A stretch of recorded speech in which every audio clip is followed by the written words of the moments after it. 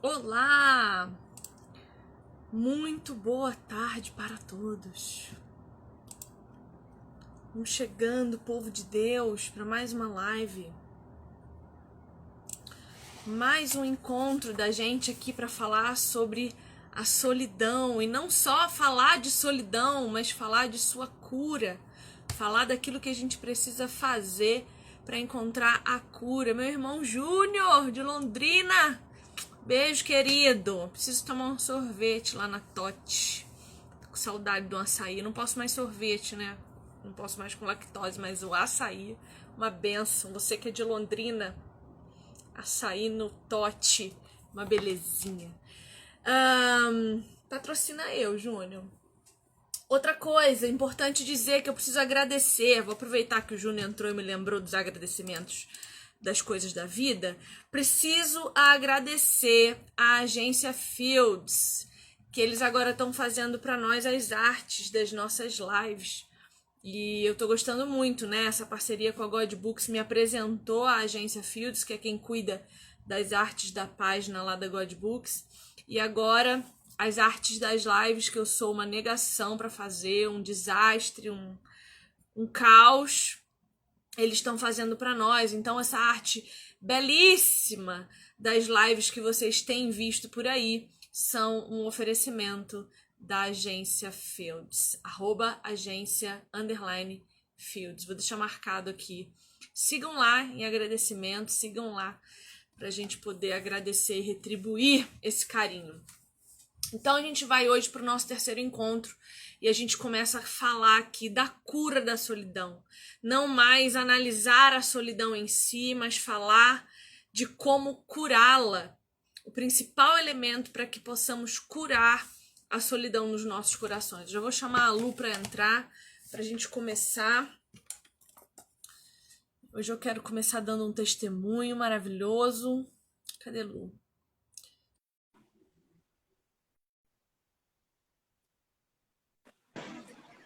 Oi, boa tarde. Você tá tão linda com essa cara lavada, tão linda. Se você soubesse quão linda você fica limpa assim, você nunca mais usa maquiagem. Tô buscando isso, sabe? Meu Deus, dormia e acordava de maquiagem por causa do trabalho com a música. Eu sou ainda muito apegada, assim. Eu me acho muito bonita, maquiada, eu quero me maquiar. Mas acaba sendo uma prisão muito grande, né? Parece que, sei lá, você só se acha bonita se tiver daquele jeito, né? Então, a gente tem que tomar muito cuidado. Mas você também tá linda. Eu amo essa cor de batom. Eu Maravilhosa. passei por essa fase, Lu. Como eu trabalhei maquiando muito tempo, eu não saía com o rosto basicamente assim. Nem com maquiagem básica eu saía. Eu era do tipo que dava meio-dia, eu tava de glitter preto no olho, assim. Eu sempre fui essa das maquiagens pesadas. Hoje eu maquio mais só pra esconder uma olheirinha que sempre tem, uma manchinha que sempre tem, uma alergia que de vez em quando aparece. Mas eu Melasma, melasma da gravidez. Mas faz parte, Lu. Nós somos lindas como somos e a gente sabe disso. O importante é nunca esquecer isso. Lu, Sim. antes da gente começar, eu não falei quase nada hoje. Deixa eu tomar uma água aqui. Olha, eu vou colocar o meu fone porque o meu alto-falante é muito ruim. Aí, se ficar ruim, eu tiro, tá bom? Bom, antes da gente começar a nossa discussão sobre esse livro aqui, A Cura da Solidão, do apaixonante Maurício Zagari, pensa num homem incrível. Então, antes da gente começar essa discussão, eu quero ler um salmo que o Senhor me deu para a gente ler junto hoje. Vamos abrir as nossas Bíblias no salmo de número 139. Por quê? Porque a solidão, ela não é só sobre nós, muitas vezes, nos esquecermos que Deus está em todos os lugares conosco. Não é só nós nos esquecermos que somos criados à imagem desse Deus maravilhoso.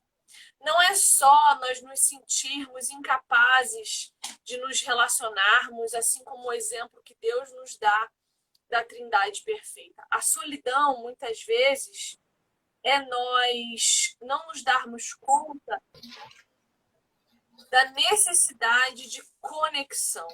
E a primeira pessoa que nos oferece essa conexão é o próprio Deus. E ele aponta isso para nós aqui no Salmo 139. Vamos ler. Deixa aí, Lu. Não. Minha Bíblia nova. As folhas grudadinhas ainda. Achei.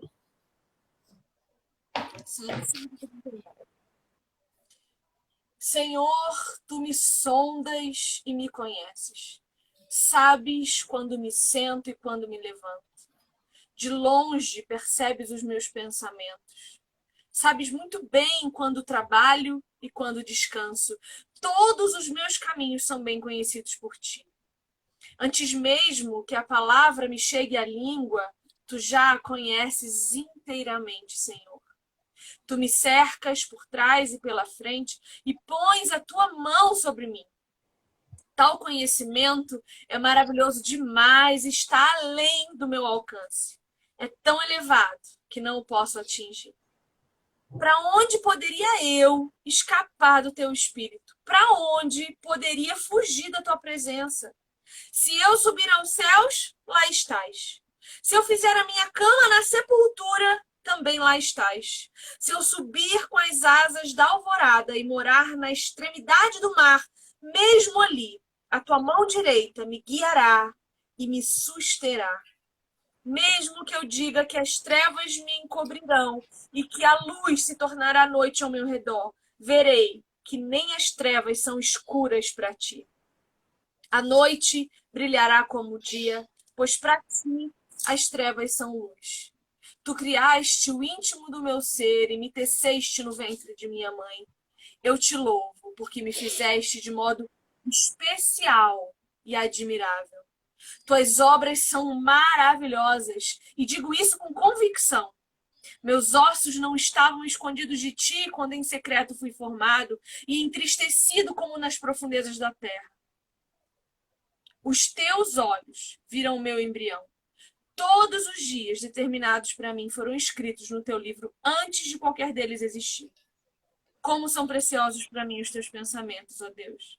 Como é grande a soma deles. Se eu os contasse, seriam mais do que os grãos de areia. Se terminasse de contá-los, eu ainda estaria contigo. Quem dera matasses os ímpios, ó Deus. Afastem-se de mim os assassinos, porque falam de ti com maldade. Em vão rebelam-se contra ti. Acaso não odeio os que te odeiam, Senhor? E não detesto os que se revoltam contra ti? Tenho por eles ódio implacável, considero-os inimigos meus. Sonda-me, ó Deus, e conhece o meu coração. Prova-me e conhece as minhas inquietações. Vê se em minha conduta algo te ofende e dirige-me pelo caminho eterno. Esse é o princípio de qualquer tipo de relacionamento que nós pretendamos estabelecer com quaisquer outras Menina, pessoas. se hoje a gente vai começar a falar de cura, começamos muito bem. Porque se isso aqui não for a cura da solidão, meu amor, eu não sei mais o que é. Meu Deus. Vou fazer igual aquele. Tu já viu o vídeo do menino que faz assim? Já viu? De trazendo a Bíblia? Trazendo a Tu já... Bíblia? Não, ele estava na escola. Ele estava na escola, um japonesinho. Todo mundo lá escrevendo. Tu já viu? Eu. Esse salmo é um salmo que garante para nós que nós não estamos sozinhos. E é a partir do entendimento dessa não solidão que nós precisamos buscar relacionamentos com outras pessoas. Aí eu vou começar dando um testemunho do que aconteceu comigo ontem. Eu sempre fui a pessoa do chega pra lá. Se eu dou pra você, e eu sempre me doei integralmente, e você minimamente não supriu algum tipo de expectativa que eu mesma criei, eu te excluía completamente. Sim, eu Então também. faz cerca de um ano que eu Meu estabeleci um laço Deus. de amizade que virou uma irmandade muito importante para mim. Um amigo que eu não vou citar o nome para não comprometê-lo. E eu percebi que já tinha algumas semanas ele vinha se afastando. Eu era sempre a primeira a mandar mensagem no WhatsApp e a última a mandar mensagem no WhatsApp. E ao invés de perguntar o que estava acontecendo, eu fui me afastando. Primeiro, com a desculpa de eu vou respeitar o espaço dele, ele tá muito ocupado, ele é um homem muito ocupado, ele trabalha demais, deixa o espaço dele. Só que isso não foi suficiente. Aí eu criei uma outra teoria. Puxa, será que é porque eu sou uma mulher e ele é um homem e ele talvez É, possa ter achado. esses aí são aqueles boicotes que a gente falou na última live, né? Exato. Só que isso não foi suficiente para mim. E aí eu comecei a falar assim: nossa, mas será que ele tá sentindo inveja de mim por alguma coisa? Ou será que ele quer alguma coisa que eu tenho e ele não tem? Ele tá com raiva de mim por causa disso? Mas isso também não foi suficiente para mim. E eu continuei piorando as teorias. E aí ontem eu falei com meu esposo, falei, bem, eu tô muito chateada. Fulano não quer mais ser meu amigo. Ele não quer mais a minha amizade, ele se afastou de mim, eu não sei o que tá acontecendo, eu não sei como trazer ele de volta. Eu acho que ele não gosta mais de mim, eu acho que eu fiz alguma coisa. Eu devo ter feito alguma coisa que chateou ele, eu devo ter falado alguma coisa que chateou ele, e ao invés de me falar, ele parou de falar comigo, ele se afastou, ele só fala comigo respondendo alguma coisa que eu pergunto. Cara, eu fiz um circo assim em volta do meu relacionamento com ele. E o meu marido, assim, já conversou com ele sobre isso? Falei, não. Aí o meu marido, mas você não vai Primeira falar. pergunta. Aí ele, mas você tem certeza que é isso que você tá pensando? Você é exagerada, você sabe, né? Você já parou pra pensar se é isso mesmo que tá acontecendo? Aí eu falei assim, não. E aí eu parei pra pensar. E Lu, eu entrei numa crise de choro ontem, no fim do dia. Eu tive várias lives ontem, uma de tarde, uma de noite. Só que quando a última live terminou, eu tive um confronto com esse meu amigo. Um confronto assim, ele veio me perguntar uma coisa e eu falei, não é isso que eu entendo outra coisa. A gente meio que teve uma pequena discordância ali de opiniões e eu comecei a chorar. Mas muito, mas muito. De eu sair do quarto, deixar meu marido dormindo para eu não acordá-lo e vim para a sala chorar aos pés do Senhor. E eu chorei tanto que eu já não sabia mais por que eu tava chorando. Sabe assim, quando você fica, mas gente, por que eu tô Sim, chorando? Por que isso tudo?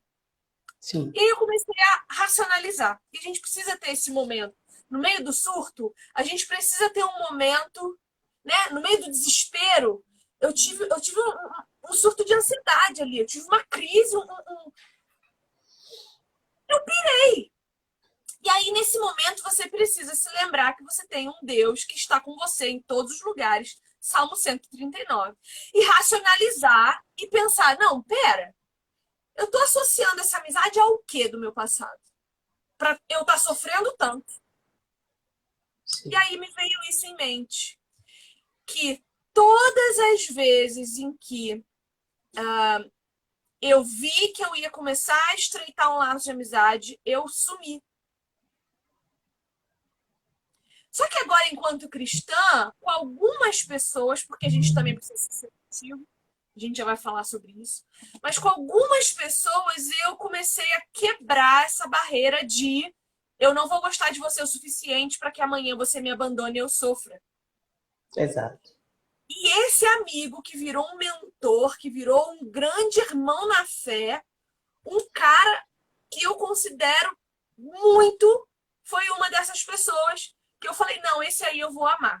Esse eu vou amar, eu vou me permitir ser amada. esse eu quero estreitar laço, esse eu quero ter vínculo, eu quero que o meu marido conheça, eu quero ir na casa tomar café, eu quero abraçar, eu quero estar junto. Com esse eu quero. E de repente eu vi esse movimento de recuo. E ao invés de resolver, que é a atitude mais madura, eu comecei a criar teorias da conspiração contra mim e contra o relacionamento da gente. Sim. E eu falei, não, eu não posso fazer isso, eu não posso sabotar isso. E aí eu mandei uma mensagem para ele, eu falei, escuta, tô chateada e eu preciso falar sobre isso com você. Eu amo muito você e eu acho que você não gosta mais de mim como antes. Eu falei como se fosse uma adolescente de 14 anos falando com um amigo da escola. Porque eu decidi não macular os meus sentimentos com algum tipo de orgulho, soberba, ou eu sou uma mulher madura que não posso demonstrar sentimentos. Mesmo E eu tendo agi, eles. exatamente. E eu agi como eu me senti, uma adolescente, porque eu voltei na minha adolescência, que foi onde toda essa barreira começou. Sim. E ele falou, olha, mas não tem nada a ver com isso, você tá doida? É porque eu tô muito ocupado mesmo, eu tô com 2 empregos, eu tenho, né, outras coisas, eu tenho a igreja, eu tenho família, eu tenho filhos, e aí acabei não conseguindo. Eu falei, eu sei, mas eu sinto sua falta, eu sinto saudade. Falei com meu marido hoje tudo. Aí ele falou assim, você parece uma adolescente. Eu falei, mas é assim que eu tô me sentindo, uma adolescente. É isso. E isso foi tão bom pra mim, que hoje de manhã ele já amanheceu mandando mensagem, ó, tô cuidando de você aqui, sabe assim? Por causa disso, sabe? Porque eu decidi. E olha como Deus é extraordinário. Eu fui ler hoje a nossa discussão, o nosso capítulo 2, porque eu sempre leio no dia, né? Então eu fui ler hoje e fala exatamente sobre o que eu experimentei ontem. De você não ser alguém que você não é ou que você não gosta de ser. Porque eu falei com ele, eu falei, meu amigo, deixa eu te explicar o que aconteceu ontem. Eu falei com ele hoje. Deixa eu te explicar o que aconteceu ontem. Eu estava lidando com um temor dos homens que eu tenho desde sempre. Eu estava lidando com uma muralha que eu construí entre mim e as pessoas e que eu decidi não deixar ninguém passar. Só que eu amo tanto você e a sua família que eu precisava que você rompesse essa barreira e me ajudasse.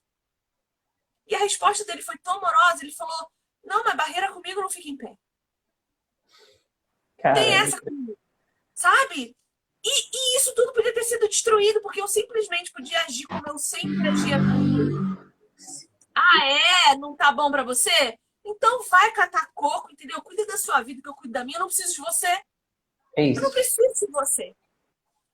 E não é isso que a gente precisa fazer. E é isso que a gente vai discutir agora no capítulo 2. Essa Yeah. quebra de barreiras, quebra emocional. E é uma quebra tijolo a tijolo, porque, veja, eu levei 35 anos construindo uma muralha. Uma muralha da China, minha filha. E agora eu tô com uma Dá nem marretinha pra na ver. mão. E tô quebrando tijolinho por tijolinho para ver se eu consigo enxergar o outro lado, que é o paraíso dos relacionamentos, Sim. né?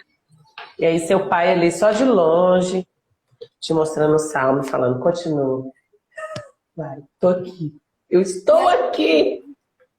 E aí vem Deus e me fala do Salmo 139, dizendo, olha, mesmo que o seu amigo tivesse tido uma reação ruim, mesmo que ele tivesse dito, ah, você é uma criançona, eu que não quero mais saber de você, eu ainda estaria exatamente aqui. Porque a gente precisa se perguntar o que Deus está nos ensinando com as nossas experiências.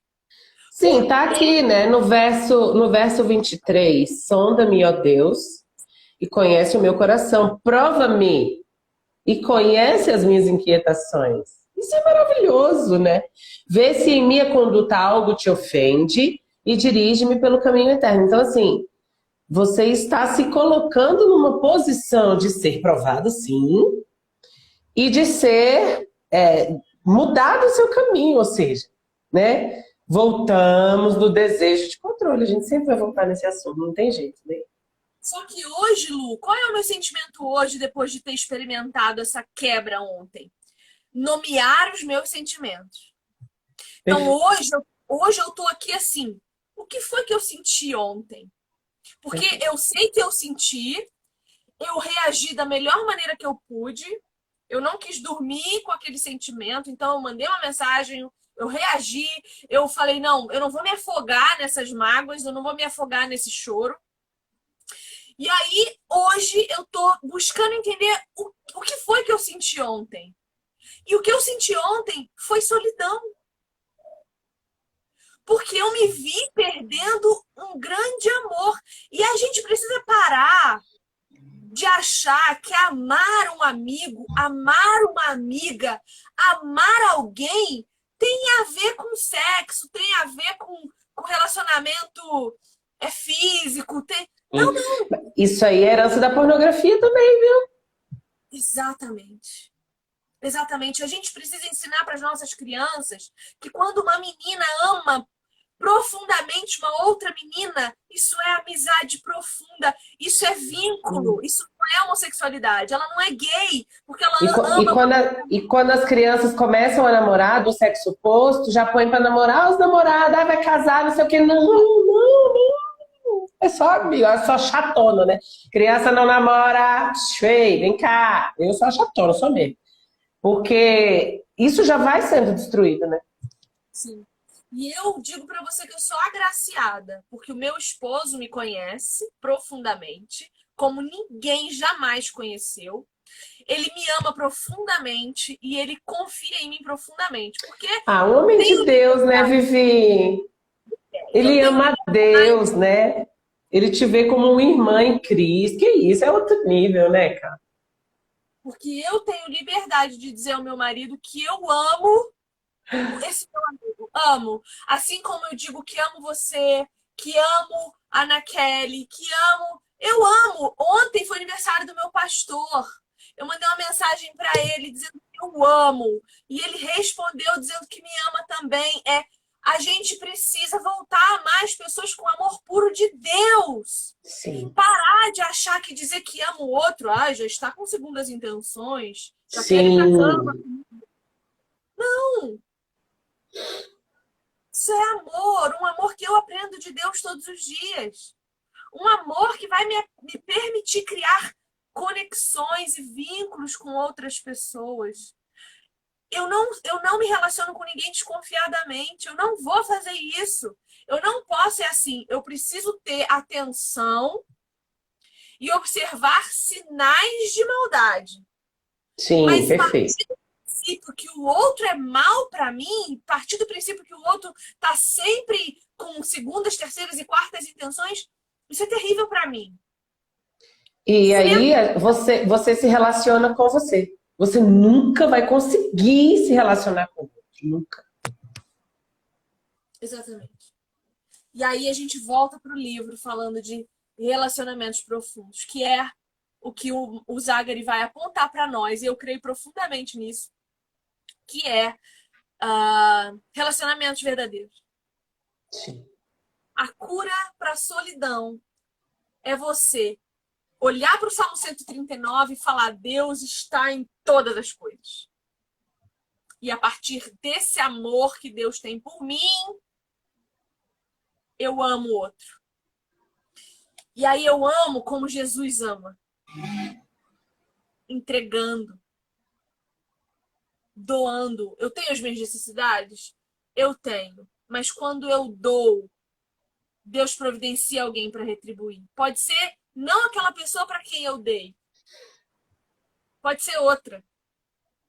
Sim. Mas vira um ciclo saudável de troca de afeto. E isso é muito lindo. Isso é muito especial.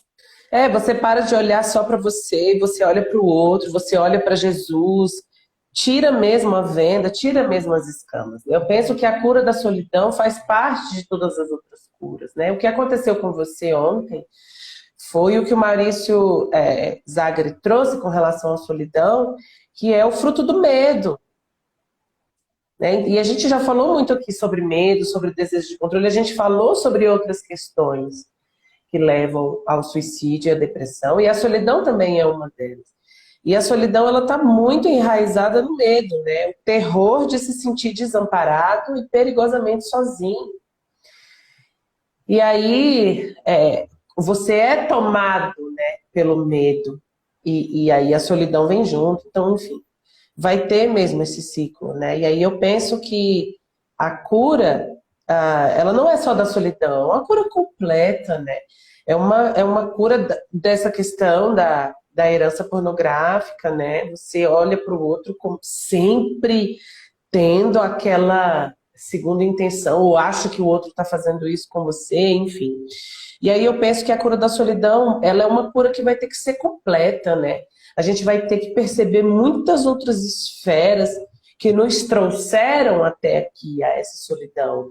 E eu me lembro bem que a primeira live com o Maurício, ele não gosta de tratar, né, com mais culpa as pessoas que se sentem solitárias.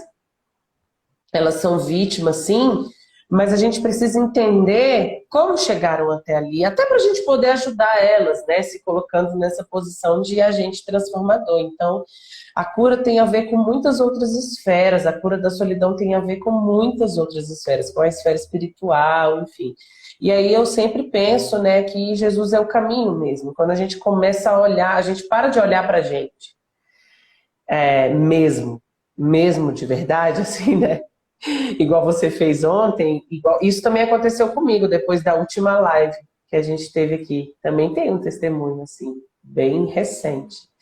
Depois da última live, eu recebi uma mensagem, né, de uma pessoa que eu tinha mandado uma mensagem para ela: tá tudo bem? Eu já tinha sentido, assim, tá tudo bem? Aí ela: tudo bem. Aí quando terminou a live, ela falou: eu assisti a live e não tá nada bem. E começou, vá, vá, vá. Aí no final, eu trouxe, né, essa questão para ela. Eu falei: você já se percebeu? Por quê? Como foi que você chegou até aí? O que aconteceu para você se sentir desse jeito?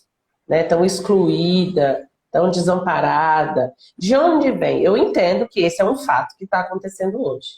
Mas se a gente for resolver, e se a gente for entender o começo, o que foi que aconteceu para você chegar até aqui?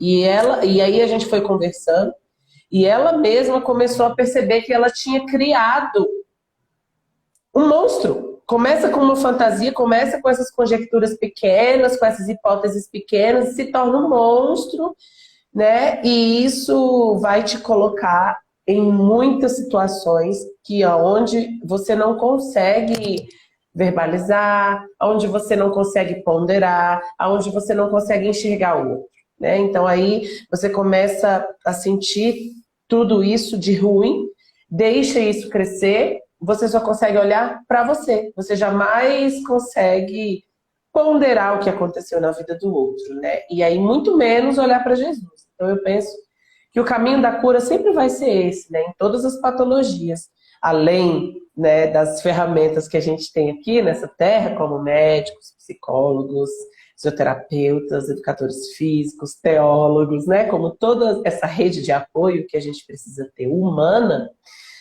Eu penso que vai ser difícil a gente conseguir dar esses passos em direção à cura olhando só para nós, né? E aí eu penso que o primeiro passo vai ser sempre esse, né? Quando a gente começa a deixar de olhar para nós e olha para Jesus, a gente nos enxerga de uma maneira diferente e a gente enxerga o outro de uma maneira diferente. E aí tudo começa a mudar, né? São pequenos passos, igual você falou lá, com a marretinha, mas é muito saudável, né? Porque isso também vai trazer perseverança e fé. Ô Lu, você tinha dito para mim antes da gente começar a live que você queria tocar num assunto que faltou da live anterior. E olha só, para a gente não esquecer, Deus mandou uma amiga fazer exatamente essa pergunta. Eita! Valeu! Pra gente não esquecer, pra gente não esquecer. Então, manda aí, o que você ficou de dúvida da semana passada? Pois é, porque o Maurício traz a solidão de Jesus, né? E aí, quando acabou a live, eu não anotei, Mentira, anotei. Eu anotei, mas aí eu vi a anotação e passou, né? E a gente começou a conversar e passou. E aí no final mandei o WhatsApp, eu falei, não, peraí, vem cá, eu fiquei com uma dúvida que eu não tirei durante a live e preciso te mandar um WhatsApp com relação a isso. Jesus se sentiu só, é isso mesmo? Você concorda com o Maurício, né? Quando Jesus na cruz declara, né? Sei lá, eu vejo como tipo uma frase de, eu não sei se desespero, eu não sei se a gente pode usar essa palavra, assim, mas uma frase muito forte, muito pesada. Senhor, por que me abandonaste? E aí o Maurício traz isso no livro, para quem ainda não leu, leia, para quem ainda não comprou, compre. E ele traz, né, a solidão de Jesus nesse episódio. Aí eu falei, Vivi, corre aqui. É isso mesmo, né? Porque, como assim? E aí, o que eu pensava? E aí, eu queria saber se era isso mesmo. O que eu pensava? Que todos os pecados estavam sobre Jesus, né? E aí, né? Deus realmente se afastou? Jesus realmente se sentiu só? E aí, eu vou aproveitar para fazer outra pergunta para você. Você pode responder separadamente. Você considera que Jesus passou por todos esses sentimentos humanos para provar para nós que é possível também passar por eles sem pecar? Existem algumas coisas que a Bíblia mostra para nós a respeito desse momento que Jesus passa. Primeiro, quando Jesus diz, Deus meu, por que me abandonaste? Ele está citando o Salmo 22. Então, se você abre o Salmo 22, você vai ver que ele diz assim, meu Deus, por que me abandonaste? Por que estás tão longe de salvar-me, tão longe dos meus gritos? Mas esse aí já é Davi falando, correto? Esse aqui é Davi falando. Sim, Jesus faz uma conexão com esse salmo. Então é importante que a gente leia esse salmo para entender a completude do que Jesus estava para nós declarando lá. Peraí, só um minutinho, que tem uma pessoa perguntando se a gente está falando sobre o Getsemane ou sobre a cruz. A gente está falando sobre a cruz, por enquanto. Que foi colocada no Gólgota, no jardim do Getsemane. A gente está falando da mesma coisa. Sim, então fechou. Estava no jardim. O jardim do Getsemane. Então é a mesma coisa, né? Jesus teve vários momentos de solidão. Quando ele chama os discípulos para orar com ele antes. Eu acho que ela está perguntando sobre isso, sobre esse episódio, eu acho. Ele também se sentiu só, porque ele volta 3 vezes e fala: escuta, vocês não são capazes de ficar acordados por 1 hora para orar comigo, né? Só que a solidão de Jesus é um pouco diferente da nossa nessas circunstâncias, porque Jesus tinha absoluta convicção e consciência plena da presença de Deus. Ele estava com Deus, ele era Deus. Ele era Deus. Por isso que surgiu essa dúvida, como ele era Deus e como Deus o abandonou. O que foi isso, né? A minha dúvida foi essa. Bom, então a gente precisa ir lá para Isaías 53. Isaías 53 vai dizer para nós que Jesus foi a criatura que naquele momento era a mais feia. Então, Isaías vai dizer que o castigo que nos trouxe a paz estava sobre ele. Pelas suas feridas fomos sarados. Deixa eu achar aqui o verso que fala que Jesus... Vamos começar do verso 1. Isaías 53, verso 1. Quem creu em nossa mensagem? E a quem foi revelado o braço do Senhor? Ele cresceu diante dele como um broto tenro e como uma raiz saída de uma terra seca. Ele não tinha qualquer beleza ou majestade que nos atraísse. Nada havia em sua aparência para que o desejássemos. Foi desprezado e rejeitado pelos homens, um homem de dores e experimentado no sofrimento, como alguém de quem os homens escondem o rosto. Foi desprezado e nós não o tínhamos em estima. O que acontece? Existem 2 momentos na crucificação de Jesus. As primeiras 3 horas, a gente diz que Jesus morreu por nós. Então, era o corpo de Cristo sendo crucificado, sendo torturado, sendo sofrendo Desfigurado, né? de todos os tipos de violências estavam sobre o corpo de Jesus. Ele estava se sacrificando por nós. Nas segundas 3 horas, de meio-dia às 3, a gente vê Jesus morrendo conosco. Então, do mesmo jeito que nós estávamos inseridos no corpo de Adão, e a partir dele todos somos culpados do pecado, quando Jesus morre conosco, todos os nossos pecados, transgressões e iniquidades são depositados sobre as suas costas, sobre os seus ombros. E nós morremos dentro de Jesus. Nós estamos nele, assim como estivemos em Adão e a partir de lá, gerados em pecado. Nós precisamos morrer com Jesus. Por quê? Porque o velho Adão morre lá. Só que ao meio-dia o céu se escurece. Porque a gente sabe que não há comunhão entre luz e trevas. Perfeito. Não havia possibilidade de Deus ter comunhão com Jesus naquelas 3 horas, sendo que ele estava carregando sobre ele todos os nossos pecados. Então, é como se Deus o abandonasse. Deus se retira. Porque, primeiro, era o filho dele sendo crucificado ali. E, segundo, todos nós estávamos incluídos na morte de Jesus, incluídos ali. Então Jesus virou a criatura mais feia de toda a humanidade. Não havia nele beleza alguma. É o que o texto de Isaías vai dizer, né? E aí nós estamos lá com ele e ele olha para o céu antes de espiar e diz: meu Deus, perceba que ele não diz meu pai, ele diz meu Deus, porque me abandonaste, rememorando Salmo 22. E no fim, antes de dar o seu último suspiro, ele diz tetelestai, ou seja, está consumado, acabou, a minha missão foi cumprida, morremos todos. Né? E aí Jesus se retira aos céus, passa lá 3 dias com o Pai, acredito que dando um respiro, se recuperando, para voltar. E quando ele ressuscita, nós que ainda estamos mortos nele, nascemos nele de novo, que é o que a gente simboliza quando mergulha nas águas e sai delas. É importante a gente fazer isso porque a gente comunica uma verdade visível, né, a partir de uma espiritual, que é nós morrendo com Jesus, sendo mergulhados no corpo dele e ressuscitando com ele, ou seja, o mar, a água na Bíblia simboliza o mal. Né? Quando Moisés abre o mar, ele está abrindo o mal para que o povo de Deus passe. A água simboliza o mal até Jesus. Depois de Jesus, a água mata a sede. A água purifica. Então, quando a gente sai das águas, deixando o pecado para trás, deixando tudo para trás, a gente levanta em novidade de vida.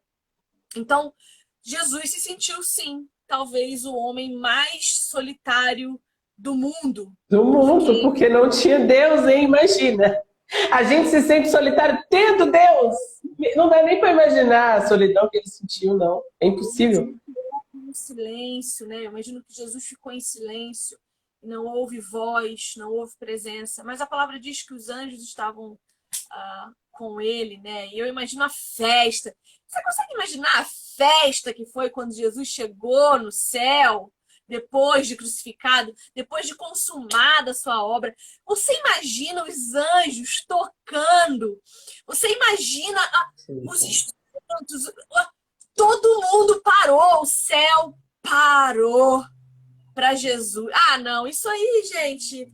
Olha, 3 horas de solidão, o que são para a eternidade? E a nossa vida em pecado são 3 horas de solidão apenas, diante de uma eternidade inteira na presença em plenitude de Jesus Cristo.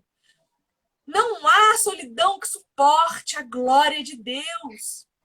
Por isso, o Zagari vai trazer no livro que uma das ferramentas para curar a solidão é a fé. Sim. Então eu preciso crer. Acredito muito nisso. Eu preciso crer. Aí a solidão acontece em outros apóstolos também. Você acha que Pedro não se sentiu completamente só quando negou Jesus 3 vezes? Sim. Paulo cai do cavalo, ele é derrubado por Jesus, fica cego por 3 dias. Ele deve ter se sentido só, confuso. Então, a solidão que Paulo sentiu, por exemplo, na prisão, quando ele escreve a Timóteo, e ele diz: Timóteo, traz contigo uma capa e os meus livros, porque eu tenho frio e aqui sem nada para fazer, eu preciso ler as escrituras, ou eu vou enlouquecer, porque eu não tenho com quem conversar. Mas a despeito de nós, Paulo tinha vínculos. Ele sabia que mesmo preso, isolado de todos os seus, ele tinha quem estivesse orando por ele, clamando por ele. Ele tinha a igreja por ele. E por isso nós precisamos ter uma comunidade de fé. Saber que existem pessoas que, se a gente morrer, vão sentir falta. Sabe? Ouvir de alguém, eu te amo. Cara, o meu marido é a última pessoa que diz eu te amo na minha vida, viu? Ele demonstra, ele não fala, não. Ele Sim. demonstra. Mas eu ouço eu te amo de outras pessoas. Aí você pode dizer, ai, mas e se for mentira? Da boca para fora até papagaio fala. Tá, mas aí é problema da pessoa, não é meu. Sim. É a ausência nela. É vazio nela. Em mim, quando alguém diz eu te amo, produz mais amor. Não vazio, não rancor, não dúvida, não inconsistência, não medo. E isso começou quando eu parei de ter medo de dizer que amo. Não é banalizar, não é sair falando eu te amo para todo mundo. Mas aquelas pessoas que você verdadeiramente ama, verbalize para que ela saiba. Eu já ouvi desse meu amigo que discuti ontem que ele me ama também. Que a família dele me ama, não ele. A família dele. Ele tem esposa e filhos. Se a família dele me ama, eu sei que estão orando por mim. Porque quando a gente ama, a gente ora pela pessoa. E Sim. se eles oram por mim, como que eu posso não dar valor a essa família e questionar ele quando eu sinto algum tipo de insegurança, medo ou animosidade? Que tipo de gente eu sou? Que tipo de cristã eu sou? Eu falei isso com ele ontem. Eu falei, eu estou aqui exercitando o meu cristianismo. Porque eu não posso pregar na internet, amem-se uns aos outros. E eu estou aqui duvidando do que eu sinto, duvidando do que você sente, duvidando do Deus que a gente serve e nos uniu. Então eu não posso fazer isso. Eu preciso viver o que eu prego. Fala, Lúcia, tá muito quieta hoje. Eu tô falando demais, né? Mas amém. Ah, são tantas coisas que você vai falando, eu vou pensando tantas coisas, e uma delas é, bom, eu não sei os outros psicólogos, mas eu acredito que seja uma linha comum, né, de todos nós e do nosso trabalho, buscar, em primeiro lugar, essa denominação, né? Para a gente poder começar um tratamento, e às vezes eu posso até parecer chata, né, no consultório, porque eu fico. A pessoa termina a frase, termina de contar alguma coisa, o que você está sentindo? O tempo inteiro eu faço essa pergunta. Quando você me fala isso, o que você sente? O que você está sentindo agora? Mas o que você sentiu no dia que aconteceu? E aí, para você ter noção do quanto é difícil. Difícil, isso não nos é ensinado, né? Nós somos reprimidos, sentimentos reprimidos, não podemos demonstrar afeto, não podemos demonstrar emoções. E aqui no Brasil é um pouco pior. Por que eu falo do Brasil? Porque eu atendo muitas pessoas do exterior, né? E aqui nós contamos mentiras sociais. Isso é muito perigoso, também somos muito hipócritas, não podemos chorar da mesma forma que nós podemos rir. Não podemos falar sério da mesma forma que nós podemos falar brincando. E aí começam, né, a surgir muitas confusões internas. E nós não somos ensinados e nem... como é que eu posso dizer? Como a gente investe em alguma coisa, né? Não, não podemos ser, não somos influenciados, né? A gente não vê as pessoas fazendo isso e as pessoas também não deixam a gente fazer. E aí, é uma das minhas primeiras técnicas, assim, né? Que eu aplico, assim, logo de cara vamos denominar sentimentos. Vamos conhecer um pouco mais de nós, vamos entender o que está acontecendo aqui dentro, porque o que chega para mim? Uma demanda externa sempre. Aconteceu alguma coisa comigo, aconteceu algo muito traumático, eu tenho uma história de vida muito traumática, eu sofri violência, eu sofri abuso, e isso chega para mim, óbvio, tem que chegar mesmo. Só que aí, quando a pessoa traz essa demanda, dificilmente ela entendeu o que aconteceu com ela. Passou por tudo isso e não tem a menor noção, até hoje, do que aconteceu com ela. Os danos. Hoje eu tô tentando nomear o que foi que eu senti ontem. Foi vazio, foi solidão, foi medo. O que foi, né? Para eu poder dar nome aos bois. Perfeito. E para poder tratar, se fosse o caso, né? E você deu um exemplo pequeno, mas assim, né? Podem ser exemplos. Pode acontecer isso de uma maneira, de uma escala muito maior, e pode acontecer isso repetidas vezes durante a nossa vida e a gente não conseguir se relacionar com ninguém. Que foi o meu caso, que foi o seu. E aí eu tenho... É complicado, né, porque a gente vai percebendo os nossos relacionamentos completamente fracassados, e aí eu às vezes me pego pensando, né, mas não tinha como não ser. Eu era terrível. Eu era insuportável. Como eu ia conseguir me relacionar com... Como é que eu ia conhecer alguém legal se eu era insuportável? Gente, não dá. Mas enfim, e aí eu penso que isso, nós começamos muito bem, né, com você falando isso. Eu acho que a gente pode também fazer um combinado aqui com os nossos telespectadores. Eu adoro isso, porque às vezes eu me sinto meio perdida como telespectadora, sabe? Quando eu tô assistindo uma live. E eu gosto quando alguém faz isso, né? Quando alguém me chama, fala, ô, você aí, vem cá. Começa a denominar os seus sentimentos, começa a perceber o que está acontecendo antes de explodir a bomba, antes de, sei lá, se vingar, sei lá o que você está a fim de fazer aí, que é ruim para você, né? Costumo dizer que a raiva é um veneno que a gente toma, esperando o outro morrer.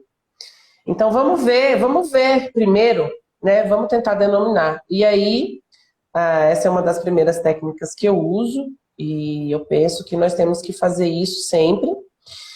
E aí a gente sai um pouco do teatro do status, eu já falei um pouco isso, né? O quanto é perturbador e o quanto pode ser prejudicial e o quanto pessoas estão morrendo. Morrendo dentro das igrejas e fora delas, né?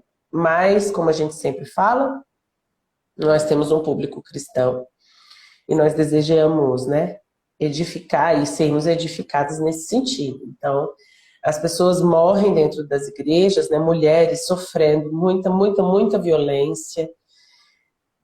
Eu já te contei essa história, que uma paciente minha sofreu violência durante 12 anos.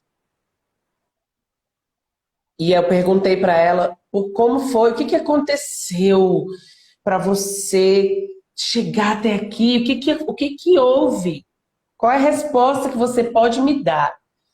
Para apanhar durante 12 anos, inclusive grávida, inclusive pós-parto, e tudo que você imaginar aconteceu. E eram da igreja, e o marido era um dos líderes, enfim. E aí eu falei, o que aconteceu? Por que tantos anos? Aí ela virou para mim e falou, eu não queria ser a divorciada da igreja. Mulher, você tá falando... Ontem me procurou uma mulher me contando essa história.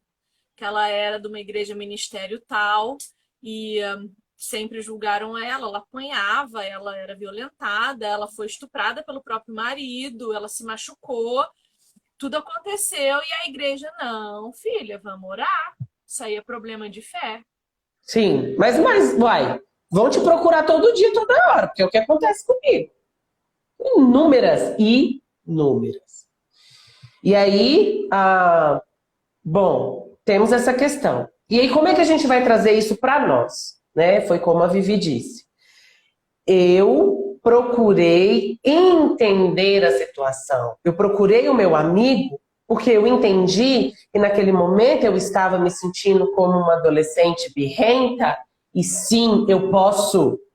Eu sou teóloga, eu sou PhD, eu sou qualquer coisa, juíza, policial, qualquer coisa.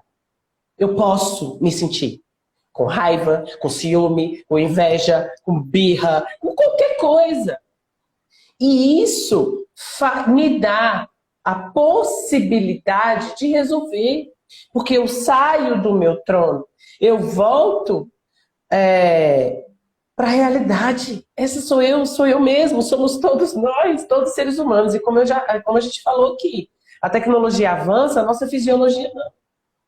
Somos os mesmos homens das cavernas que precisamos de afeto. Que precisamos estar juntos, tanto para caçar quanto para cuidar dos filhos. Então, assim, eu gosto muito desse seu exemplo, porque eu faço isso o tempo todo dentro do consultório, cara. Eu penso que é a única possibilidade de resolver é a gente ser mais sincero com a gente, né? É a gente sair um pouco. Eu não estou falando que você vai se comportar do mesmo jeito em todo lugar. Não, são episódios, né? Eu não estou falando que eu vou te dar licença para você ser uma adolescente birrenta no seu curso de teologia. Não é isso. São episódios aonde a história, a herança maldita vai pegar a gente assim, ó, pá, e vai puxar. Vum, e a gente vai cair. E aí a gente tem que tomar cuidado com uma coisa muito séria que ontem eu me vi fazendo. Buscando fuga. Uhum. Qual é a minha fuga? A minha fuga é ler. Eu não leio muito à toa. Eu leio A muito minha era comer. quando eu não quero pensar, eu leio. Quando a Lu não queria pensar, a Lu comia. Então, ontem, quando eu me vi chorando e não entendendo e não administrando, eu falei assim, quer saber? Eu vou ler alguma coisa para me distrair. Aí eu pensei, olha eu indo de novo para o mesmo lugar, porque eu já tinha identificado isso na recuperação do meu casamento. Quantas e quantas vezes eu deixei o meu marido falando sozinho e fui pegar um livro? Porque quando eu leio, eu não preciso prestar atenção em mais nada, nem em mim, nem no outro, nem no problema. E nem pensar numa solução, porque deixa pra lá, se resolve sozinho. E eu me vi fazendo isso ontem. Eu vou ler alguma coisa. Sabe? Só que eu já estava esperta, porque a diferença entre alguém que consegue alguma coisa diferente de resultado e alguém que continua patinando no mesmo gelo é a preparação e o autoconhecimento. Então, eu me conheço. Eu sei que a minha fuga é a leitura. Então, quando eu pensei isso, eu acendi um alerta. E aí, ao invés de silenciar o Espírito Santo, eu parei para ouvir o Espírito Santo falar. O Espírito Santo cutucou e falou assim, escuta, lembra do teu casamento falindo por causa das tuas fugas? Faz isso não. E eu podia ter silenciado o Espírito para não lidar com a minha dor, para não lidar com as minhas angústias, para não lidar com os meus problemas. Mas outra coisa que eu também sei, quando Deus quer tratar alguma coisa comigo ou através de mim, eu preciso estar atenta. Porque se Deus me fez sentir isso ontem, foi ontem. E ontem eu estava ocupada pra caramba, não era para eu ter pensado isso ontem. Foi porque era para eu chegar hoje aqui e dar o meu testemunho como fiz. Então eu preciso estar atenta. Primeiro, porque eu não sou uma alma solta e perdida por aí. Não, eu tenho uma ligação eterna com Deus. Eu sou um instrumento dele aqui. O meu maior campo missionário é o chão que eu piso. Então eu preciso estar atenta no que Deus está fazendo na minha vida, porque Ele quer agir através de mim em todas as coisas. Não só em uma. Não só naquela que eu acho que eu tenho um bom talento, como ensinar literatura, como dar aula de português, como dar aula de interpretação de texto. Isso eu sei que eu sei fazer bem, porque eu estudei para isso. Mas existe em nós espaços, lacunas, que nós precisamos deixar o Espírito Santo preencher, porque também nessas lacunas ele vai agir através de nós. Então Deus tratou isso comigo ontem.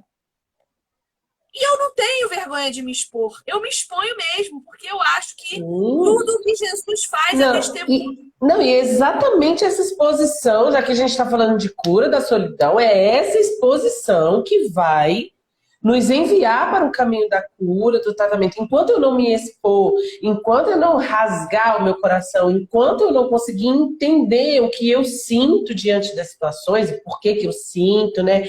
Quem sou eu ali naquele momento? Que raiva é essa, gente?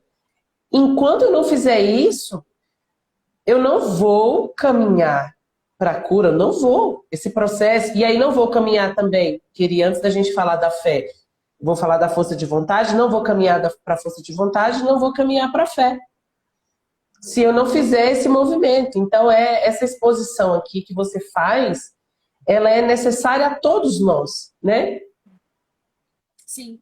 E eu acho que aí, a partir disso, Lu, a partir de toda essa lógica da vulnerabilização, claro, é preciso um processo seletivo para saber a quem você vai se vulnerabilizar, né? Perfeito, é preciso um processo seletivo para saber em quem você vai depositar o seu amor. Não estou falando o amor igreja, estou falando o amor individual, o amor subjetivo, o amor vincular. Porque nós devemos amar os nossos irmãos, independente de quem eles sejam. Os nossos irmãos precisam ser amados, mas existem níveis de envolvimento amoroso, níveis de envolvimento sacrificial. E eu preciso ter maturidade e desenvolver isso, olhando para os meus erros e vendo o padrão. Qual foi o meu padrão de escolher tal, tal, tal e tal pessoa? O que essas pessoas têm em comum que eu errei buscando nelas um vínculo que elas não têm para me dar? Esse é o raciocínio. Não é, ai, fulano me magoou. Tá, mas qual é a minha responsabilidade nisso? Porque eu escolhi fulano para me relacionar. Ai, fulano foi mal comigo. Tá, mas eu deixei. Qual é o meu grau de responsabilidade para com isso? Vamos identificar o padrão e mudar.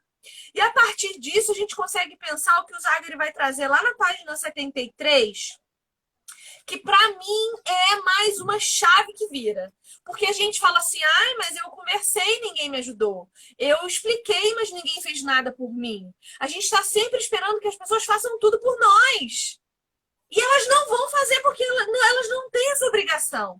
Ele vai dizer lá na metade da página, no segundo parágrafo. Na prática, como fazer isso? Como vencer essa solidão, como a gente falou? A partir da fé, a partir da certeza de Deus, a partir da comunhão com os irmãos, a partir dessa vulnerabilização seletiva. Em vez de sair por aí à caça de pessoas com quem se conectar, prefira sair para ver do que elas precisam. Sensacional. Em outras palavras, no parágrafo seguinte, eu vou ler o parágrafo inteiro porque esse parágrafo é muito bom. Se você sair desesperadamente, gritando por dentro, cuidem de mim, gostem de mim, conversem comigo, resolvam meus problemas, me ajudem. Nossa, você estará pondo em prática uma fórmula que não funciona. Não funcionaria nem para você. Se alguém chegar para você e falar assim, eu quero ser sua amiga, me ama, me adora, me venera, a pessoa, né? Você vai falar para a pessoa, filha, eu tenho minha vida para cuidar. Como abandonar a esperança de que o outro supra o que você precisa? Demanda esforço, labuta, trabalho e tempo. Não é para amanhã, não é para ontem, não é para semana que vem. Pequenas doses de reforço positivo podem ser o melhor caminho caso esteja disposto a mudar de perspectiva. Perceba, caso você esteja disposto a mudar de perspectiva. E aí ele faz um pequeno parágrafo que diz assim, olha, em outras palavras, as descobertas científicas indicam que um dos melhores caminhos para vencer a solidão não é pedir, é dar. E sem esperar receber nada em troca. E isso não é só a ciência que diz, é Jesus que diz, bem-aventurados são aqueles que mais doam do que aqueles que precisam receber. Então eu Eu vou preciso. só, vou dar só um parêntese aí nessa parte, mas pode finalizar. Pode dar os parênteses. É porque não esperar nada em troca, eu acho utópico. Eu acho que algumas pessoas conseguiram chegar nesse nível, sim. Eu acho. Mas é porque, gente, quando fala assim no livro, parece que vai ser do dia para a noite. Amanhã eu vou acordar e eu não vou esperar nada em troca. É meio perigoso isso, sabe? Então eu queria só deixar um asterisco aí, sem esperar nada em troca, porque é utópico. Vamos devagar, vamos com Mas sem calma. esperar nada em troca, não é não sentir necessidade de esperar algo em troca. É lidar de forma adequada e coerente com as suas expectativas sendo frustradas. Vou dar um Exatamente, exemplo. madura, madura. Eu vou dar um exemplo que Deus me lembrou quando eu estava lendo esse livro. Fui eu no mercado um dia. Eu amo quando você mexe. Fui eu no mercado um dia com meu esposo e a gente chegou lá, tinha uma menina segurando álcool, passando álcool. Sabe a menina que vai passar álcool na mão das pessoas e vai te obrigar a passar álcool, porque você não pode entrar no mercado sem passar álcool na mão? Essa menina, ela provavelmente é bastante destratada pelas pessoas que entram no mercado que são mal educadas e não querem passar álcool na mão. E eu entrei com isso na cabeça. Falei, nossa, essa menina não deve ter recebido sequer um olhar hoje, né? Ninguém deve ter perguntado o nome dela. Ela é uma pessoa, ela deve ter sido maltratada e tal. Na hora que eu tava saindo para ir pro caixa, o Espírito Santo ou eu, então, acho que o Espírito Santo, porque senão eu não tava lembrando desse testemunho hoje para contar, falou assim: compra ali um sonho de valsa para ela, entrega para ela lá na saída. Todo mundo comentando da minha mexida de cabelo. Que ela fica aleluiada, gente. Quem ainda não sabe. E aí, o que que acontece? Peguei o sonho de valsa, falei assim, nossa, como é que eu vou explicar pro meu marido que eu vou comprar um bombom que eu não gosto para dar pra uma menina que eu não conheço? Tá. Aí meu marido falou assim, não leve isso não. Eu falei, não, vou levar, é Deus que tá mandando. Comprei o sonho de valsa. Quando eu cheguei lá na porta, eu falei com a menina, obrigada, toma pra você. E entreguei o bombom pra ela. Sabe o que ela falou pra mim? Eu não Não. quero. Eu não Olha. quero. Ela não falou não, obrigada. Ela falou, eu não quero. Ela não sorriu para mim. Ela não me agradeceu o meu excelentíssimo gesto de bondade para com ela. É. Eu esperava alguma coisa em troca. Eu esperava um obrigado. Eu esperava que ela pegasse o Um bombom. sorriso. Mas não foi o que ela fez. E quando eu estava lendo isso aqui, eu lembrei disso por quê? Porque esperar algo em troca, a gente espera. Eu esperava algo em troca. Eu esperava que ela fosse grata. Só que quando ela não foi, isso colocou em xeque as minhas intenções. Então, eu queria o quê? Louvor? Glória? Eu queria que ela se curvasse diante de mim e falasse, nossa, como você é boa, generosa. Então, isso Exatamente. pôs em xeque as minhas intenções. E aí eu pensei, eu falei, nossa, coitada. Tadinha, né? Mas assim, não sabe receber um carinho. Eu entendi, eu falei, cara, tudo bem, o problema não é comigo. O problema não sou eu. E o meu marido comeu o chocolate que era para ela. Então, no fim das Delícia. contas, então, não é sobre assim, eu não vou esperar nada em troca. Porque a gente sempre vai. A questão é, o que você vai fazer com os seus sentimentos quando esse troca Isso. não Era vier? exatamente isso que eu queria deixar claro. Só essa asterisco aí, ó. Exatamente isso. Porque essa questão da maturidade, o quanto você vai administrar suas expectativas, né? Só queria que isso fosse traduzido e você traduziu muito bem, exatamente isso. Assim, eu não vou nunca mais oferecer um bombom para alguém que eu acho que eu precise agradar naquele momento. Não, eu vou assim que eu quiser, ou Deus mandar, porque eu acho que aquele dia foi Deus, porque eu devia estar merecendo um murro na cara, ou devia ter isso como testemunho para esse dia que é hoje chegar e eu ter alguma coisa para contar, para ilustrar a história. Acho que foi isso, inclusive.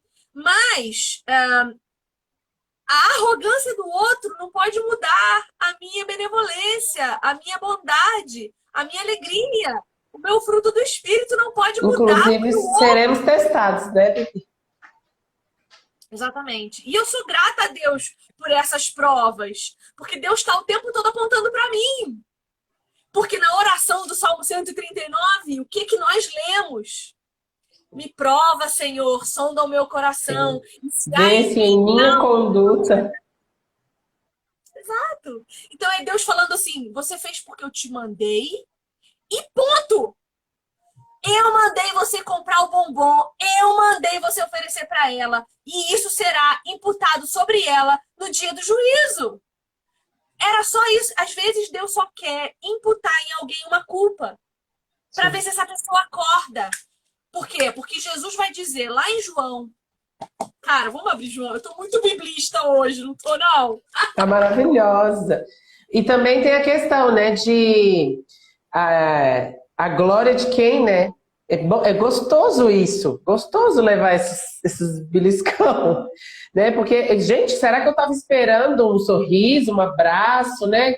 Como é que eu faço algo que Deus mandou e eu vou receber a glória, né? Como vai ser isso? Adorei, adorei esse testemunho. João 15, a partir do 18. Se o mundo os odeia, tenham em mente que antes me odiou. Se vocês pertencessem ao mundo, ele os amaria como se fossem dele. Todavia, vocês não são do mundo, mas eu os escolhi tirando-os do mundo. Por isso, o mundo os odeia. Lembrem-se das palavras que eu disse: nenhum escravo é maior do que seu senhor. Se me perseguiram, também perseguirão vocês. Se obedeceram a minha palavra, também obedecerão a de vocês. Tratarão assim vocês por causa do meu nome, pois não conhecem aquele que me enviou. Agora preste atenção. Se eu não tivesse vindo e falado a vocês, não seriam culpados de pecado. Agora, contudo, eles não têm desculpa para o seu pecado. Aquele que me odeia também odeia o meu Pai. Se eu não tivesse realizado no meio deles obra que ninguém mais fez, eles não seriam culpados de pecado. Mas agora eles as viram e odiaram a mim e a meu Pai. Mas isso aconteceu para se cumprir o que está escrito na lei deles. Odiaram-me sem razão. Diz para mim se eu não ofereci generosidade e bondade àquela menina e ela me odiou, assim como odiou Jesus e o pai de Jesus. Hã? Então foi para a Exata. condenação dela, foi para a culpa dela. Por isso o mundo nos odeia, porque a nossa santidade aponta para o mal do mundo. E eu oro ao Senhor que um dia essa menina encontre Jesus e se lembre daquele momento. E que um dia eu possa encontrar com ela na rua e ela falar assim: escuta, tu é cristã? E eu dizer: eu sou, minha irmã, eu sou. Porque eu ofereci para você a bondade de Cristo. Para tua própria culpa. Por isso que o mundo nos odeia. Por isso que seremos conhecidos, porque amamos uns aos outros. Não é amar uns aos outros do mundo, é amar uns aos outros irmãos. Eu amo o meu irmão ao ponto do mundo olhar e falar: que tipo de relacionamento é esse, maluco? A gente não quer nada em troca, que loucura. Exatamente. Então, eu tenho em mim santidade ao ponto de poder ter um amigo homem e dizer para o meu marido que eu amo meu amigo e que eu não quero perder a amizade desse amigo porque eu amo verdadeiramente. E o meu marido me consolar, porque ele sabe que em mim a maldade já está sendo curada. A solidão não existe mais. Então nós precisamos ser aquilo que queremos que o outro nos veja. Se eu fosse uma mulher promíscua, se eu tivesse segundas intenções no olhar, se eu agisse como uma vagabunda, me desculpe, se o meu Instagram fosse para mostrar meus peitos, minha barriga e minha bunda, você acha que eu poderia dizer para o meu esposo: esposo, eu amo tanto meu amigo, eu não quero perder, me ajuda? E o meu marido olhar para mim com compaixão? Óbvio que não! Mas eu sou para o meu marido que eu quero que ele veja que eu sou. Então ele confia em mim. Como eu confio nele plenamente. Ele pode fazer o que ele quiser, ele pode não responder meu WhatsApp na hora que eu quero, ele pode não me ligar, ele pode sair do trabalho e não aparecer até as 10 da noite. O máximo que vai acontecer é eu achar que ele morreu no meio do caminho. Mas achar que meu marido tá fazendo alguma coisa. E outra, o dia que ele fizer, eu sou melhor amiga de Jesus. Não é sobre mim. Então é isso que precisa estar na nossa mente. Ai, mas fulano não me ajuda. Eu contei que eu tô precisando de ajuda e fulano me ajuda. Vai e ajuda alguém. Porque o mundo dá voltas. E você vai parar sempre Sim. no meio. Qual é o lugar que você deixou para trás? Um lugar de ajuda e acolhimento? Ou um lugar de revolta, rejeição e autopiedade? Porque o mundo vai continuar girando e você vai voltar sempre para o mesmo lugar. O que você está plantando hoje para colher amanhã? Essa é a pergunta que devemos fazer. Essa. É. E o Maurício, ele traz essa questão dos estigmas, né? Ele coloca que a gente tem que prestar muita atenção em como a gente se apresenta, né? E isso acontece muito, assim. Inclusive, na infância, né? Nós somos muito rotulados. Infância e adolescência, somos muito rotulados, né? E eu penso que uma das partes da cura vai ser essa. A gente vai começar a questionar os rótulos e os estigmas que estão sobre nós. Eu tenho uma paciente que tinha uma queixa muito forte de tristeza, melancolia. Ai, eu sou muito triste, ai, eu sou muito melancólica, eu não vejo graça em nada, eu não vejo não sei o quê. Aí eu falei pra ela assim, cara, desde quando você escuta isso? Que você é triste? Aí ela, desde que a minha avó morreu. Quem cuidava de mim era minha avó, e desde que a minha avó morreu eu fiquei triste. Eu falei, então, vamos lá. Cara, foi um episódio, né? Um episódio muito traumático e que sim, você ficou triste. Você não é triste. E aí, desde então, começaram a rotular, né, como triste e ela vestiu essa roupa da tristeza aí, ó, e veio arrastando, assim, até hoje e trouxe essa demanda para mim. Eu falei, cara, se você for uma pessoa introspectiva, pensativa, observadora. E aí eu comecei esse caminho com ela, né, de descobrir as outras qualidades, de descobrir quem é você, apesar do episódio de tristeza. E a gente pode colocar essa questão aqui, quem é você, apesar do episódio de solidão? Outra coisa que ele faz é diferenciar a solidão da solidão crônica, né? E é legal a gente perceber isso, como agentes transformadores. Eu penso que a gente se coloca aqui, né? Como esses agentes transformadores. Nós estamos sendo curados para curar em nome de Jesus. E aí a gente precisa perceber também se são episódios de solidão, de tristeza, se aconteceu alguma coisa e tal, ou se é uma solidão crônica, né? E a solidão crônica é sempre aquela posição defensiva, às vezes até agressiva, enfim, aí a gente vai percebendo.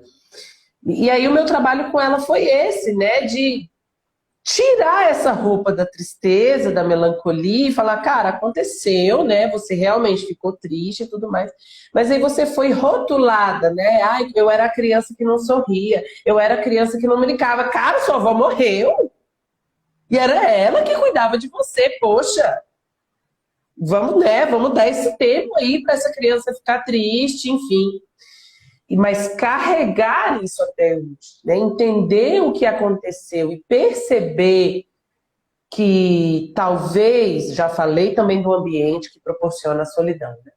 Mas assim, que a gente também precisa questionar os rótulos, né? Então esse estigma de pessoa solitária, calma lá, né? Muita calma nessa hora.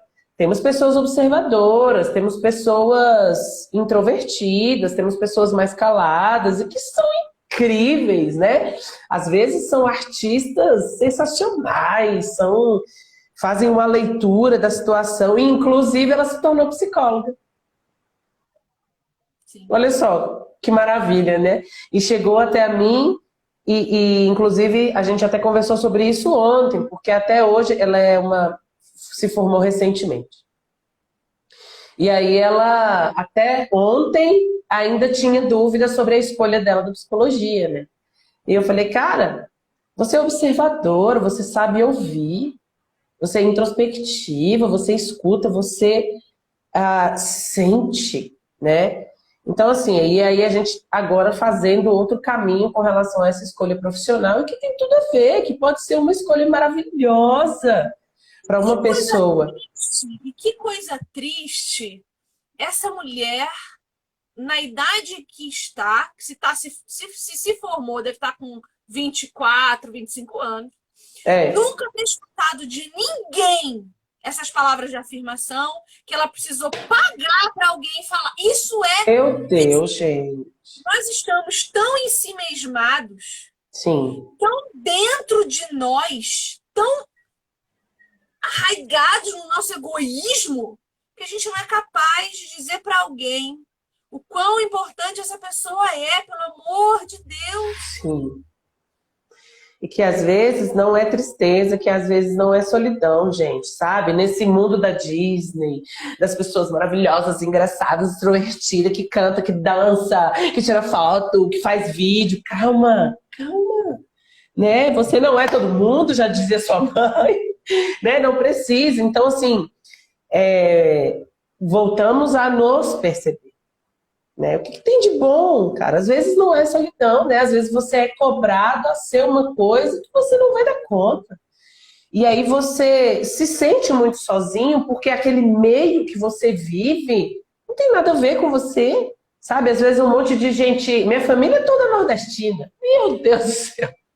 Se eu ficar calado meia hora, vai perguntar, eu tá muito calada hoje. Então, às vezes, né, você tá naquele ambiente que não combina contigo, cara. E que tá tudo bem se você for uma pessoa mais calada, e não é tristeza, sabe? Às vezes é o seu jeito, e sinceramente pode ser um jeito maravilhoso, né? Precisamos, sim, escutar mais. Isso também é um ensinamento bíblico que nós precisamos, inclusive, como mulheres, praticar cada dia mais, né? Sim, exatamente. Lu, eu acho que nós chegamos ao fim.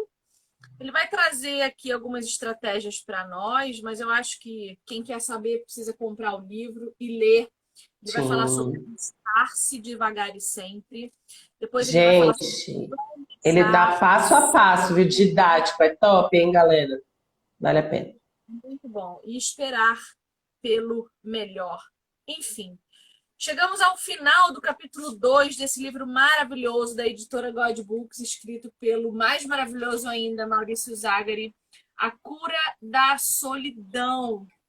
Na semana que vem, a gente está no nosso último encontro de leitura desse livrinho e a gente vai falar sobre um alerta para quem não se sente solitário. Então, o Zagari vai voltar os olhos para quem já passou por isso aqui e agora quer ajudar quem ainda está passando.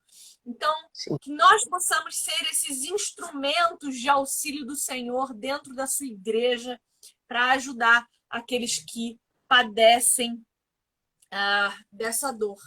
A Cura da Solidão, Maurício Zagari, editora God Books. É isso. Lu, quer falar mais alguma coisa para a gente encerrar? Quero agradecer e quero. Eu acho que a gente também foi bem didática hoje. Eu acho que a gente apontou algumas alternativas aí para cura. Eu acredito mesmo nisso, na ciência psicológica, né? Na ciência chamada psicologia, a gente não costuma falar sobre cura. E então nós temos, né? Nós cristãos temos que nos apegar na cura fora da ciência mesmo, é a cura sobrenatural, o milagre mesmo. E eu acho que a gente também conseguiu passear aí sobre essas alternativas. É claro que no livro ele se aprofunda muito mais e dá o passo a passo, e é top, é bom que a gente influencia, né, as pessoas a lerem. E aí eu quero voltar nessa questão das amizades. Eu acho que a gente precisa prestar muita atenção, e esses dias eu ouvi uma frase, né? As pessoas que convivem com você te iluminam ou te apagam? a gente tem que também prestar muita atenção, né?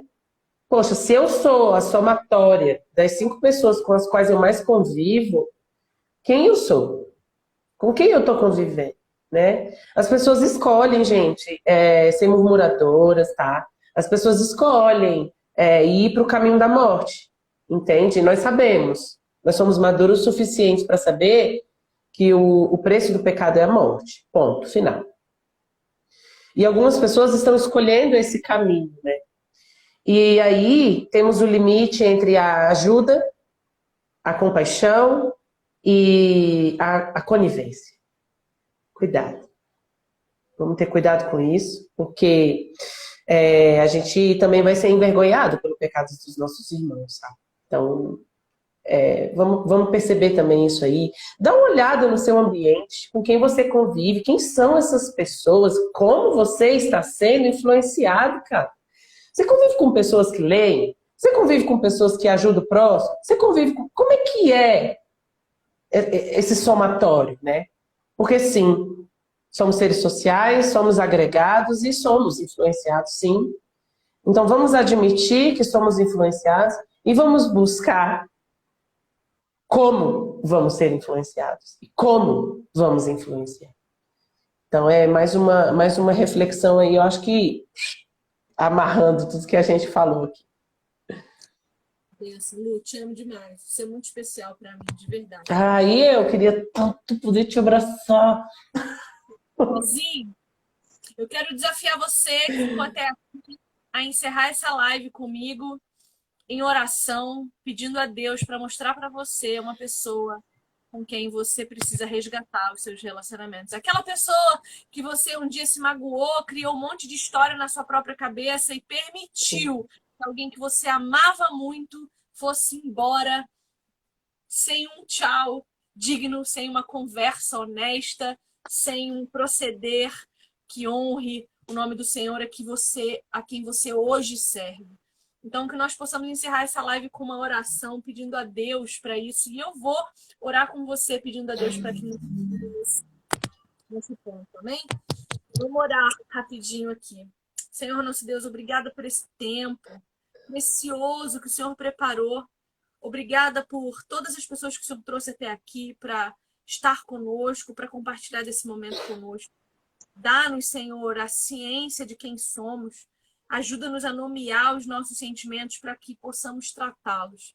E lembra-nos, Senhor, lembra-nos hoje alguém que nós precisamos reatar o nosso relacionamento, que nós precisamos perdoar de verdade, voltar atrás e restabelecer essa conexão perdida que precisa ser refeita por causa da nossa intransigência, por causa do nosso egoísmo, por causa da nossa falta de fé. Seja por qual motivo for, Senhor, que nós deixamos essa pessoa que amamos ir embora, nós possamos voltar até ela e restabelecer o que foi quebrado. Eu oro assim, no nome do teu santo Filho Jesus Cristo, a quem nós reverenciamos, adoramos e amamos. Amém. E amém. Glória a Deus. Beijo, minha irmã. Te amo demais. Um beijo, minha irmã. Eu amo você também. Vou falar de novo. Você é a amizade que me ilumina, que me influencia, que me faz pensar em coisas boas e agradáveis, que me faz querer te ver, que me faz sorrir, que, é tudo de bom.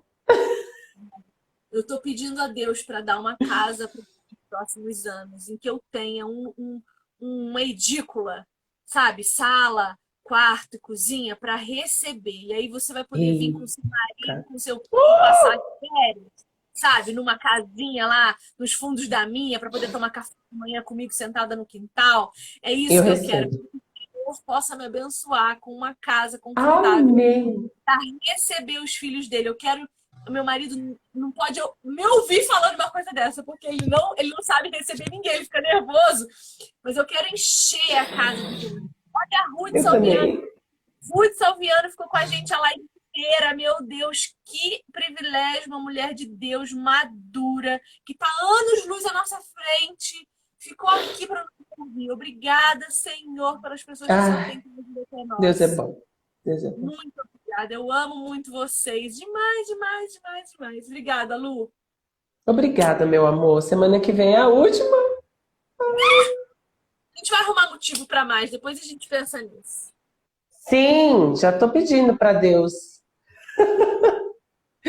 a nossa continuação. Mas vamos lá, uma coisa de cada vez, semana que vem tem mais. Eu recebo, o que você vai receber de Deus vai respingar em mim também, porque eu vou, e eu era igual ao seu marido, aqui em casa é trocado. Meu marido ama receber, meu marido ama cozinhar, meu marido quer casa cheia, cheia, cheia, cheia. E eu desesperava, eu passava mal. Eu te falei isso na live passada. Eu passava mal de dor no estômago, de vômito, de mal mesmo, de imaginar alguém dentro da minha casa, ou imaginar isso aí que você falou, eu indo passar uns dias, sei lá, na casa de alguém. Menina, isso para mim era impossível. Então recebo, sim, eu vou sim. Eu te espero. Povo, obrigada pela audiência de vocês, obrigada pela Tchau, galera. paciência, obrigada por ouvir-nos, né? Que eu possa também ter a chance de um dia ouvir vocês. Um beijo! Tchau.